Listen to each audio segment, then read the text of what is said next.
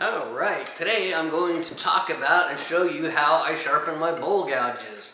Bowl gouges are like this with a big swept back grind, or they're flat like this one, which is a standard grind. When you sharpen a bowl gouge, you need to get a really good edge on it, and you need to do it basically quickly. It doesn't have to be super sharp and super fine like a hand plane that you use a foot at a time and a foot at a time and a foot at a time. Because with a bowl gouge, if you have a 12-inch in diameter bowl, that means the perimeter of it is 3 feet. And if that's spinning at 500 RPM, that's 1,500 feet per minute, or 3,000, 6,000. That's 1 mile worth of cutting surface in 4 minutes. So in 12 minutes, you've gone 3 miles. That's a long way to drag a piece of steel over a piece of wood. Yeah, okay, so like I was saying, you go 3 miles in 12 minutes cutting a bowl, and even if there's bark or gravel or dirt or sap, or it's really dry or an inclusion in it, it can tear your edge up. So the idea is to get the bowl gouge on the grinder, get a good edge on it fast, and for roughing and for cutting, and then when you do your final cuts, it's a great idea to get a really good edge on it, maybe hone it a little bit, maybe spend a little bit more time, and then get a really nice final cut. Bowl gouges come in high-speed steel or powdered metal steel, or there's a new M42 steel that supposedly lasts as long or longer than the powdered metal and holds the edge a tiny bit better than the powdered metal. But either way, I like these powdered metal ones, and they'll hold an edge a really long time. Okay, so like I said, this needs to be in the tool 2 inches. I have a guide right there.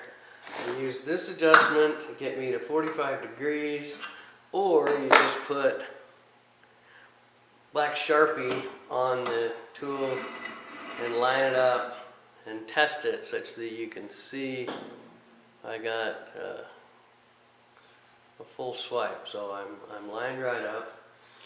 And then you get your glasses. Just turn this on.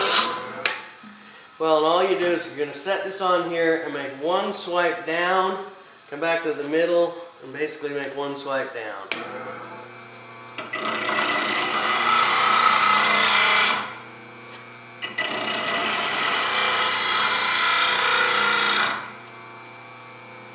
Okay, that's awesome. And another thing to talk about this tool, the 2 inches out and the height and the adjustment for that gives you your 45 degrees. This adjustment gives you how far the wings are swept back.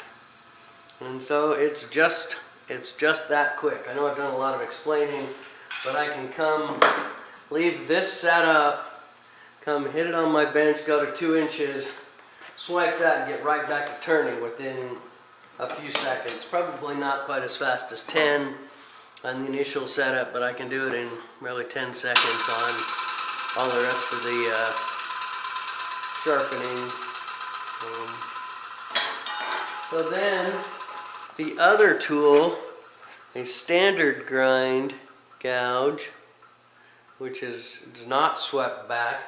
The way you do that one is just pretty simple as well.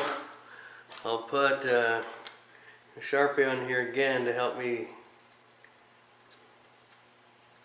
line it up.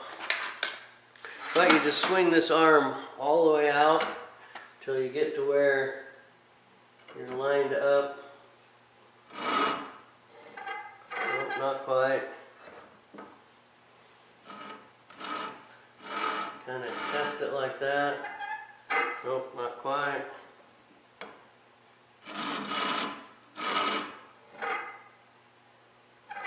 There we go. We're pretty good that way. And then you just put it in the cradle and just rock it back and forth like this. Just quick.